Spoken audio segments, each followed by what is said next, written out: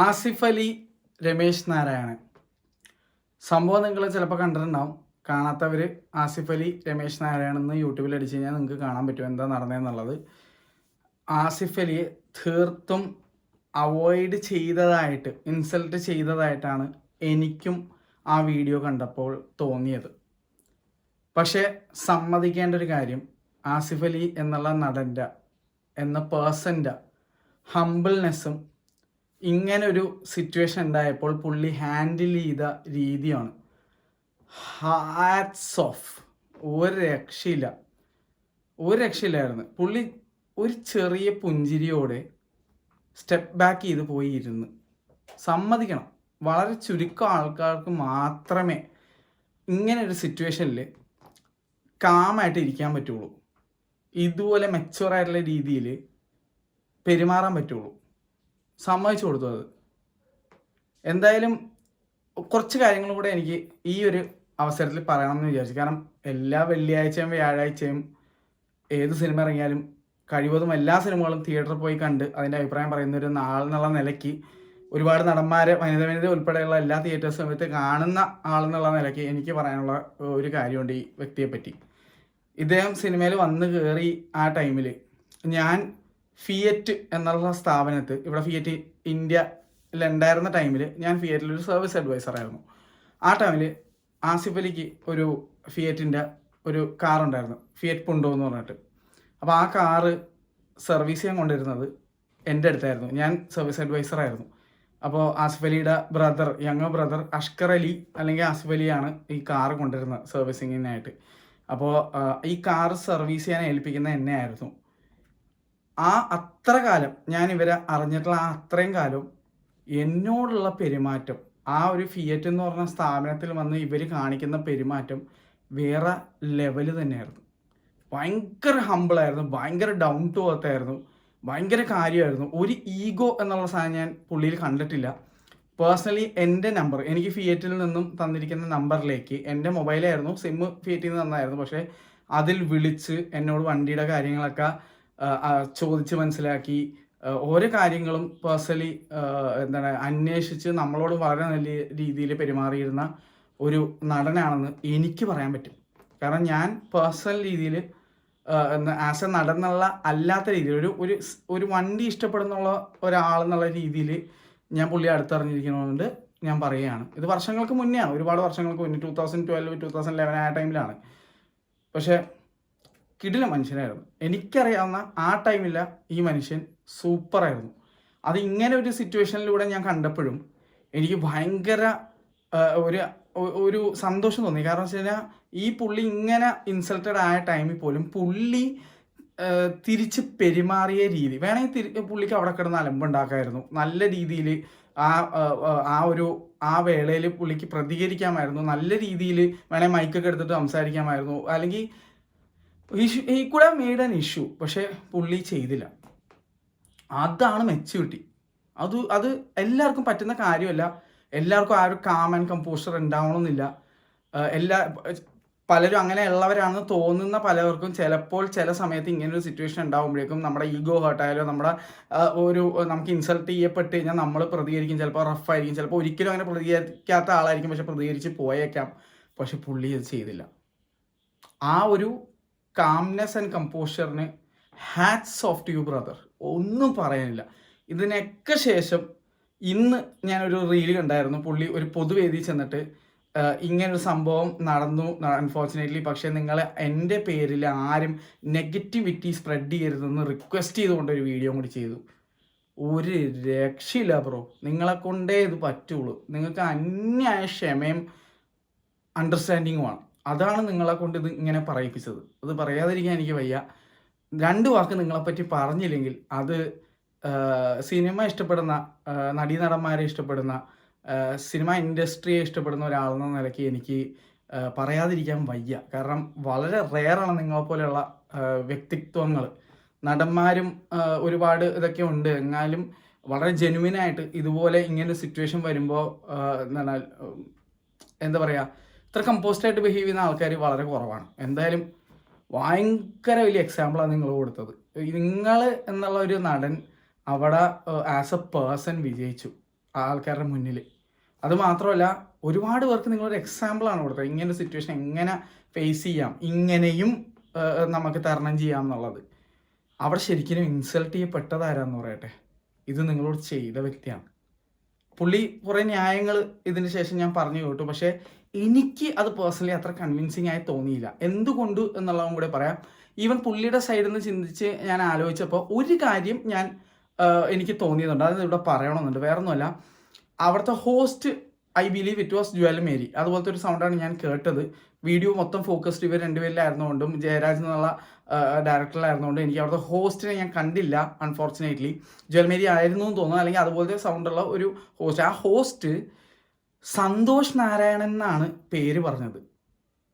അപ്പോൾ അവിടെ തന്നെ പേര് തെറ്റിപ്പോയതിൻ്റെ ഒരു പ്രോബ്ലമാണ്. ആളെ ഇടയിൽ 2 തവണ സന്തോഷ് നാരായണൻ എന്ന് പേര് തെറ്റി പറഞ്ഞു. ഇപ്പോൾ സന്തോഷ് നാരായണൻ എന്ന് പറഞ്ഞാൽ മ്യൂസിക് ഡയറക്ടറാണ്, തമിഴിലൊക്കെ വർക്ക് ചെയ്യുന്ന.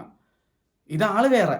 അപ്പോൾ ആ പേര് തെറ്റിപ്പോയതിൻ്റെ കുഴപ്പമാണോ പുള്ളിക്ക് അവിടെ തോന്നിയത്, അല്ലെങ്കിൽ അതിൻ്റെ ഒരു അമർഷം, അല്ലെങ്കിൽ അതിൻ്റെ ഒരു വിഷമം, ദേഷ്യം പ്രകടിപ്പിച്ചതാണോ എന്നുള്ളതും എനിക്ക് സംശയമുണ്ട്. പക്ഷേ എൻ്റെ അഭിപ്രായത്തിൽ ഇങ്ങനെയല്ലായിരുന്നു അത് ചെയ്യേണ്ടത്. അല്ലെങ്കിൽ അവിടെ ഓപ്പോസിറ്റ് നിൽക്കുന്ന ആസിഫ് അലി ഒരു അവാർഡ് തരാൻ വരുമ്പോൾ, ഒരു മെമൻറ്റോ തരാൻ വരുമ്പോൾ, ആ വ്യക്തിയുടെ അടുത്ത് അത് ബിഹേവ് ചെയ്യേണ്ട ആവശ്യം ഉണ്ടായിരുന്നില്ല. ആസിഫ് അലി കൈ നീട്ടുന്നുണ്ട്, ഹഗ് ചെയ്യാൻ വേണ്ടി വരുന്നുണ്ട്, അനുമോദിക്കാൻ വരുന്നുണ്ട്. അപ്പോൾ അറ്റ്ലീസ്റ്റ് യു കുഡ് ഹാവ് തിരിച്ച് responded in a good manner to that person. Asif Ali എന്നുള്ള നടനോട് നിങ്ങളത് കാണിക്കേണ്ട ആവശ്യം ഉണ്ടായിരുന്നില്ല. നിങ്ങൾക്ക് പല ഇമോഷൻസ് അവിടെ ഗോ ത്രൂ ആയിട്ടുണ്ടാവും. പക്ഷേ ഇങ്ങനെ ഒരാൾ, അയാൾ ഒരു തെറ്റും ചെയ്തിട്ടില്ല. ആ ഒരു നടൻ നിങ്ങൾക്ക് അവിടെ അനൗൺസ് ചെയ്തതിൻ്റെ ഭാഗമായിട്ട് പുള്ളി നിങ്ങളെ എന്താണ് ഫെസിലിറ്റേറ്റ് ചെയ്യാൻ വേണ്ടിയിട്ട് ആ ഒരു മെമൻറ്റോ ആയിട്ട് വരുമ്പോൾ അത് കൈ കൊടുത്ത് അത് വാങ്ങുക,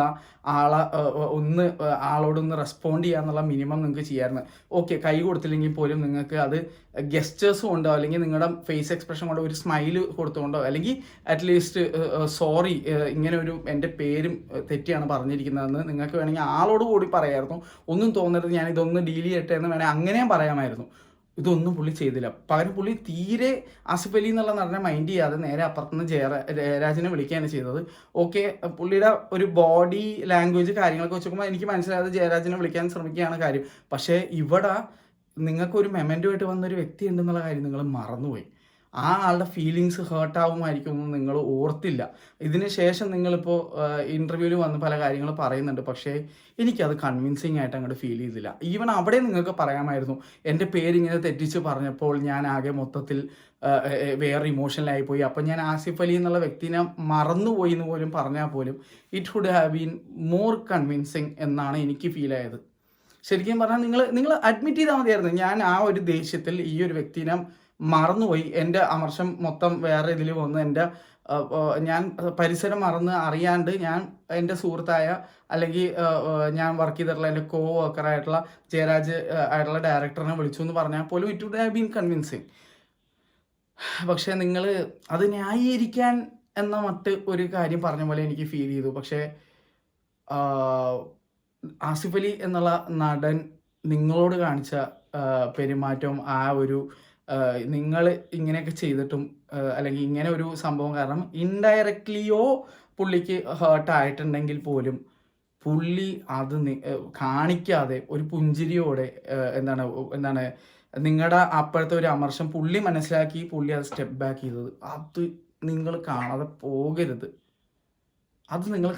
പോകരുത്. കാരണം അത് വളരെ റെയറായിട്ട് സംഭവിക്കുന്ന കാര്യമോ.